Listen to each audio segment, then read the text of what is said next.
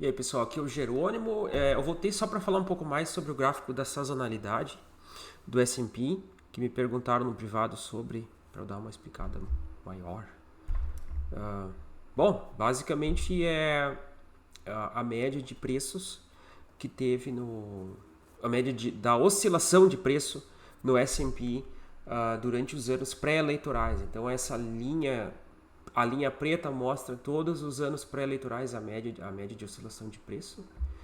Ah, e é mais ou menos está mais ou menos em conformidade com o que a gente está vendo agora, onde o período do final de setembro aqui está sendo uma queda no S&P, tendendo então, de acordo com isso aqui, né, pela sazonalidade, começar a recuperar em outubro. Pode ter uma queda um pouco maior em outubro. Isso aqui é muito distorcido pelo crash de 2008, tá? E tem um rally pro final do último trimestre, né? Então, dezembro em diante. O tal do rally de Natal é muito comum de acontecer. E enquanto todo mundo espera por um crash, no caso seria um cenário talvez que nem esse, vem para setembro e cai, ou outubro e cai mais. Não necessariamente vai acontecer não é necessário que vai acontecer, é apenas uma média, né? Mas eu ainda continuo acreditando que não teremos um crash por causa de alguns outros detalhes, tá? A fonte desse gráfico, antes que eu esqueça, saiu desse cara aqui, Almanac Trader, no Twitter, tá? Vocês podem pegar o cara. Agora é X, né? No X. Almanac Trader, esse é o Jeffrey Hirsch. O cara faz análises estatísticas aí do mercado, tá? Então, sigam o cara se vocês acharem interessante, ele posta com uma certa frequência. Bom, então, passamos pela sazonalidade. Vamos mostrar aqui um outro gráfico da sazonalidade. Esse aqui é sem considerar anos pré-eleitorais, tá?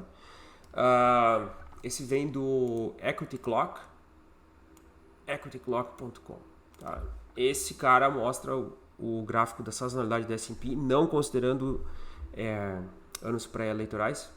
E também é normal a gente ver quedas indo para o final de setembro, então da metade para o final de setembro a gente vê queda, é o que nós vimos no S&P 500 até o momento.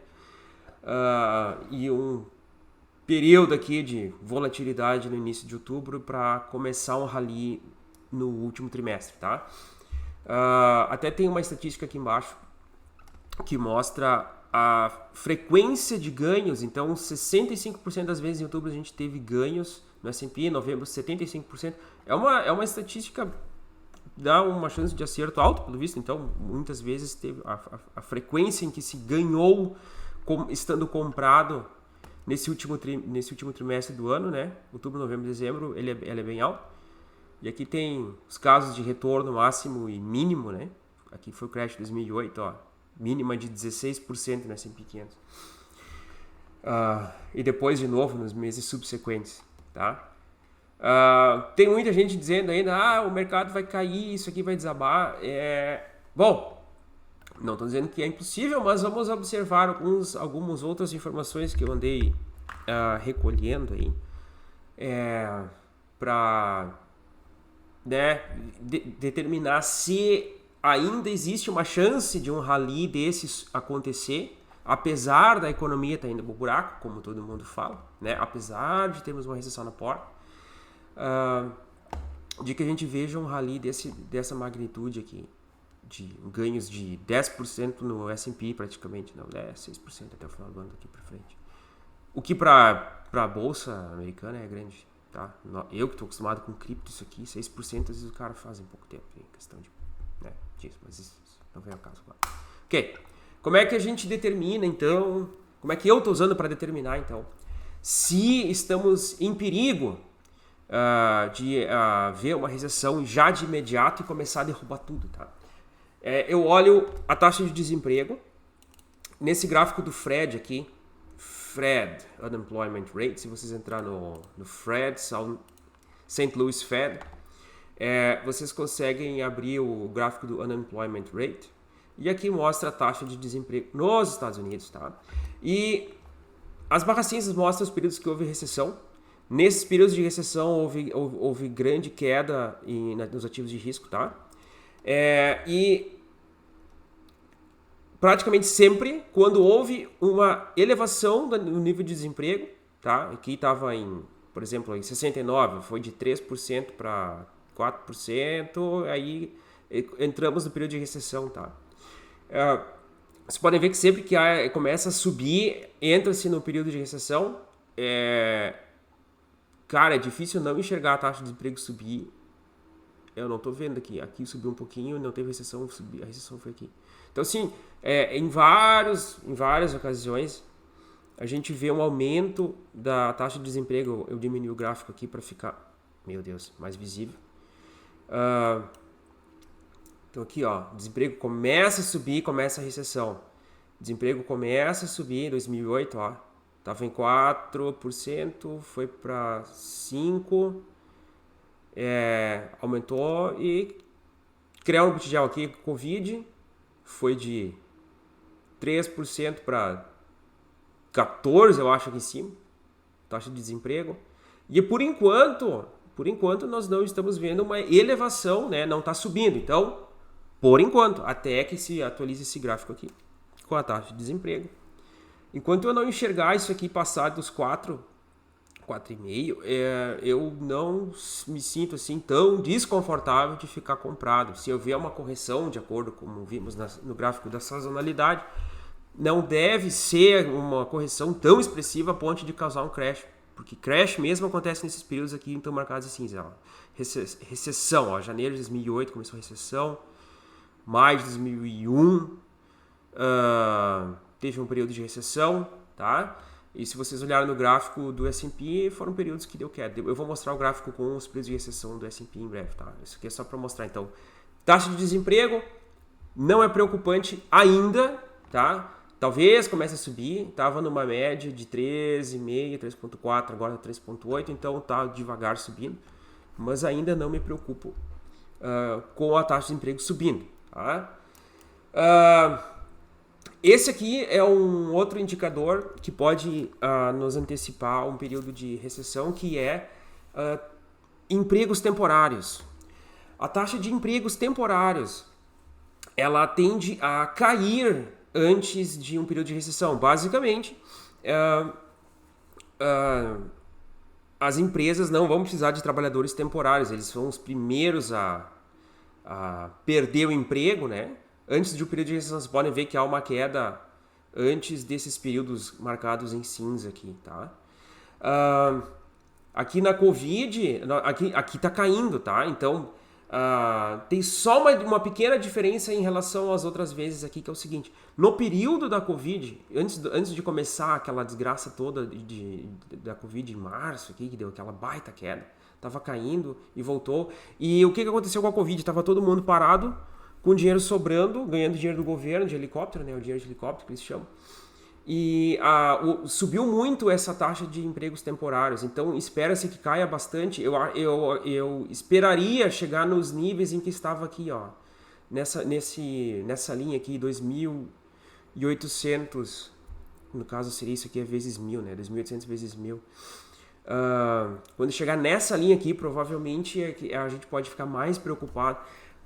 Esses empregos temporários, então, eles estão caindo, provavelmente vai cair mais, e eles subiram demais no período da Covid, porque foi necessário contratar muita gente em empregos temporários para suprir aquele excesso de demanda que aconteceu após a Covid, né? Tava todo mundo parado, comprando coisa, fazendo tudo que é tipo de reforma na casa e não sei o que, e comprando tralha para dentro de casa.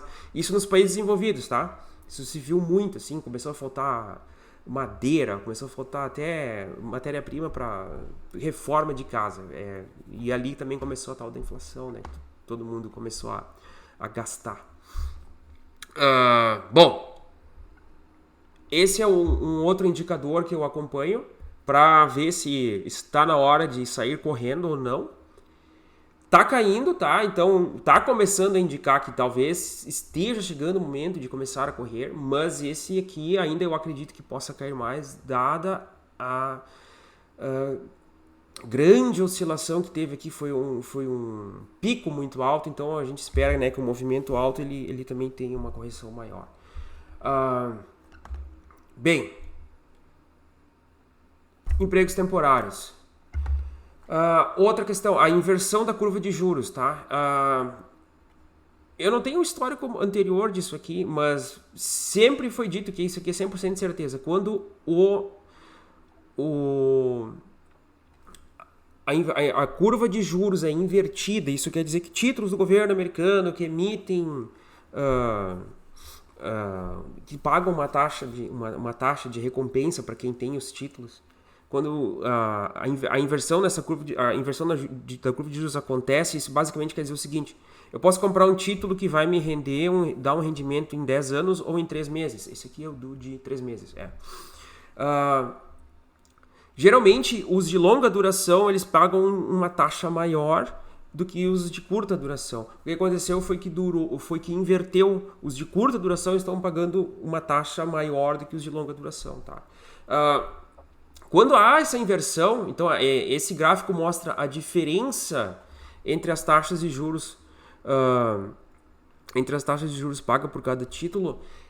Quando há essa inversão, então quando vai abaixo de zero aqui quer dizer que inverteu. Então a taxa de 3 meses, ela nesse ponto aqui estava pagando 0,32% a mais do que o título de 10 anos, tá? Quando isso aqui acontece, quando acontece uma inversão, se espera que em um período de 18 meses em média aconteça alguma recessão, tá? É o indicador de que até hoje teve 100% de acerto com a previsão de períodos de recessão, tá? Só que a recessão tende a acontecer na desinversão dessa taxa de juros. Então o que aconteceu? Inverteu, voltou e finalmente quando voltou aqui para cima, o título de 3 meses começou a pagar menos do que o de 10 anos e normalizou, né, a situação aqui e entramos no período de recessão. Aqui novamente caiu, subiu e aí vem a recessão, caiu, subiu, vem a recessão, aqui caiu, tá subindo, não subiu ainda, não desinverteu ainda. Então, isso aqui é uma indicação de que talvez ainda tenha alguma água para rolar debaixo dessa ponte, desse mercado. Então, talvez a gente não venha a ver dessa recessão ainda por alguns meses, tá? Tem uma outra taxa de curva de juros aqui, curva de taxa de juros que é a de 10 anos com o título de 2 anos, tá? Mesma situação, tá? O título de 2 anos tá pagando, agora aqui no final do gráfico, pagando 1% a mais do que o título de 10 anos, tá? Então, essas inversões e desinversões é que antecedem períodos de recessão. Então, a gente vê aqui a mínima desse período aqui foi em 2006, novembro. 2 anos depois a gente teve o crash em 2008, tá? E o período de recessão ele foi marcado aqui como o início de janeiro de 2008. Então, inverteu, desinverteu, crash, 2008. Aqui, em 2000 inverteu, 2001 desinverteu. E estouro da bolha.com, tá? Então, tem mais isso ainda para acontecer. Eu espero essa linha aqui desinverter, tá? O indicador aqui, deixa eu pensar. Outra coisa, o pessoal tá falando, porque tem que entrar comprado com tudo quando o Fed começar a cortar as taxas de juros, tá? Isso não corresponde com o histórico. Se a gente olhar aqui, eu finalmente coloquei então o gráfico do S&P 500 como ele está agora, esse é o gráfico mensal. Aqui embaixo, essa linha é a linha que mostra períodos de recessão, tá? Então, quando está aqui em cima, teve uma recessão. Ele simplesmente mostra a recessão foi marcada oficialmente para essa data aqui e foi até aqui no caso de final de 2007, início de 2009, tá? Então compreendeu todo o período de 2008. outro período de recessão e assim sucessivamente, tá? O que a gente observa é que o Fed está aumentando juros e aqui nesses casos ele aumentou juros antes do período de recessão também, tá? O que aconteceu? Ele pausou por um tempo. Aqui ele pausou por um tempo, onde eu tô com o dedinho aqui do mouse, tá? E no corte foram alguns meses ainda de rally e aí sim veio o crash, tá? Geralmente o que se espera é isso aqui. O Fed só eleva a taxa de juros, pausa, e é no corte da taxa de juros que começa um período de recessão. Olha aqui, ó. Eles começam a cortar antes da recessão começar aqui, ó. E qual é a lógica disso? O Fed começa a cortar juros quando ele precisa resgatar a economia. E se a economia precisa de resgate é porque ela está indo pro saco. Então, assim, quando vocês ouvirem a notícia de que o Fed vai começar a cortar juros, saiam correndo, tá? Se preparem para sair. Tem geralmente um período aqui, um lag, né? Um mês, 2, 3, talvez, antes de acontecer. Mas eu não gosto de brincar com dinheiro na mão. Então, assim, ó, se eu tivesse comprado num período aqui e eu visse ainda corte de juros, aqui já dava para vender, né, meu amigo? Porque olha só como caiu, ó. Isso aqui 2002. Tá? Então, assim, ainda não estamos, nem começou o período de segurar a taxa de juros por um tempo muito prolongado.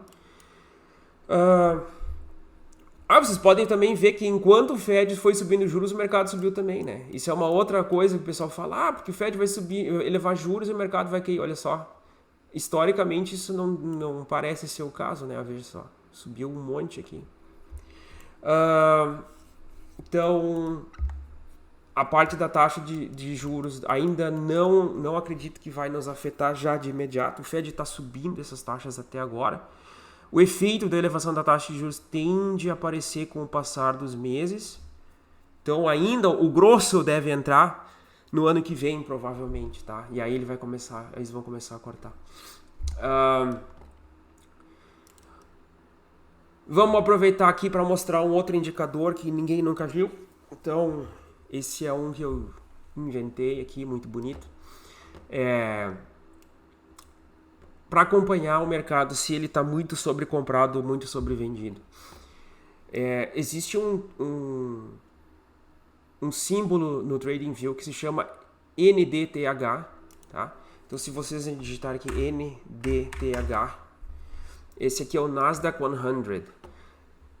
Ações acima da média de 200 dias, tá? Isso aqui, então, essa linha azul mostra qual a proporção de ações que estão acima da média de 200 dias. Deixa eu ver se eu consigo botar regular aqui. Isso. Então aqui, ó.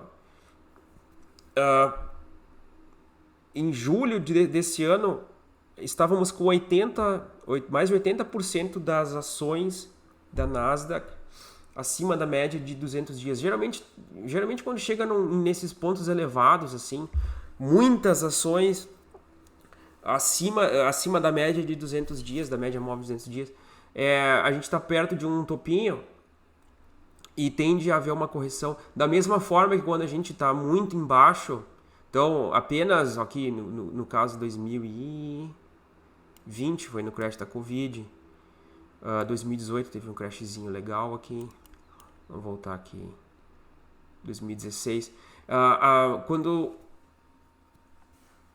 os papéis da Nasdaq estão abaixo, então, da média de 200 dias. Então só 20% estava acima dessa média aqui, quando eu boto no gráfico, se vocês olharem nessa linha aqui no canto. Ó. Isso aqui quer dizer quantos por cento dos papéis da Nasdaq estão acima da média de 200 dias. Então estava todo mundo em tendência de queda infinita, tá? Quando ele chega num período, numa sobrevenda desse jeito, é um momento interessante de comprar. E quando se estabelece uma tendência de alta, aí nesse gráfico do no símbolo do DTH, eu botei essa média de 52 semanas, tá? Então, na média de 52 semanas, quando a linha do NDTH cruza por cima da média de 52 semanas, a gente tem um período em que saímos, né, do crash. Então, acontece um crash, tudo fica sobrevendido. Então, o NDTH fica aqui na PQP. Olha, aqui em 2008 chegou a 1% das ações da Nasdaq estavam acima da média de 200 dias. Foi tudo pro chão, né? Mas continuou caindo. Então, assim, ó, esse cruzamento dessa porcentagem com a média de 52 semanas indica que ficou seguro novamente ficar comprado, tá? Então aqui foi o caso, né? 2009 subiu e o mercado recuperou toda aquela desgraça, tá? Apesar de ter os momentos de queda dele, né? Não foi aquela loucura que tudo cai 50%. Então aqui caiu aqui, que eu tô olhando aqui, 4%, 1%, né? Não foi uma queda tão maluca assim, tá? Não quer dizer que quando cruza para baixo é hora de vender. Eu não uso esse sinal dessa forma, tá? Eu uso simplesmente quando cruza aqui para cima é seguro estar comprado, basicamente. Então, indo aqui, todas as vezes que ele voltou aqui para cima foi seguro estar comprado, ó. E agora, neste momento, voltando para o momento que estamos, então, estávamos bem sobrevendidos até ano passado, né? O NDTH estava aqui no 10% só acima da média de 200 dias. Em novembro ele já cruzou para cima e, em tese, isso indica que acabou aquela fase brava de ficar com medo de que tudo vai cair e que dali para frente seria um momento bom de ficar comprado. Está se mantendo até agora. O cruzamento para baixo, como eu falei antes, não quer dizer muita coisa, tá? Em geral, isso aqui tende a oscilar ao redor da média, né, com esses picos.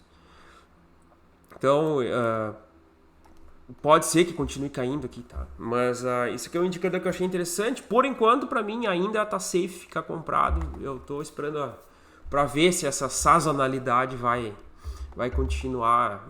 Aquele gráfico que eu mostrei antes, ele vai se tornar realidade de novo com o último trimestre dando muita alta. Uma coisa que eu quis fazer também é o seguinte, ó, aqui a gente não, o TradingView não me permite empurrar a linha, essa linha até essa linha aqui, ela indica ela indica o ano, então aqui é janeiro de 2023 e aqui seria janeiro de 2024. Eu queria empurrar essas linhas para cá para mostrar como é que foi o histórico do S&P com o NDTH no período que a gente está agora, no caso setembro, né, final de setembro. Então eu fiz essa imagem de novo. Aí eu editei aqui com meu maravilhoso editor. Ficou uma imagem fantástica, meio borrada, né? Mas fiz o que deu. Eu consegui desenhar essas linhas então na mesma proporção. Então aqui a gente tá. Essa barra preta indica início de outubro, tá? Para nós vermos o que aconteceu no início de outubro aqui com o preço. E no caso o NDTH aqui também, tá? Então, é aqui onde nós estamos. Ano passado, então, chegamos no outubro e caiu. O NDTH estava descendo, abaixo da média. Aqui ele estava acima, o mercado andou de lado. Isso aqui era 2021, foi o bull market, né? Ele estava acima do NDTH. Pode ver que setembro terminou e outubro começou com uma alta. No caso do ano passado, outubro começou com uma alta também. Outubro começou com uma alta aqui. Aqui outubro começou com uma queda. Que foi esse 2019? A gente teve um mini crash nesse período, né? O S&P caiu.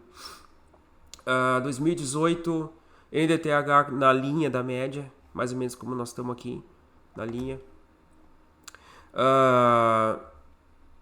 E o negócio caiu no início de... O NDTH caiu, mas o preço, olha o S&P, sobe em outubro, sobe em outubro, sobe em outubro, sobe em outubro, sobe em outubro, certo? Então, o NDTH não é sinal de compra nem venda, ele é só uma indicação de que tá safe ficar comprado a partir do momento que ele cruzou para cima aqui, tá?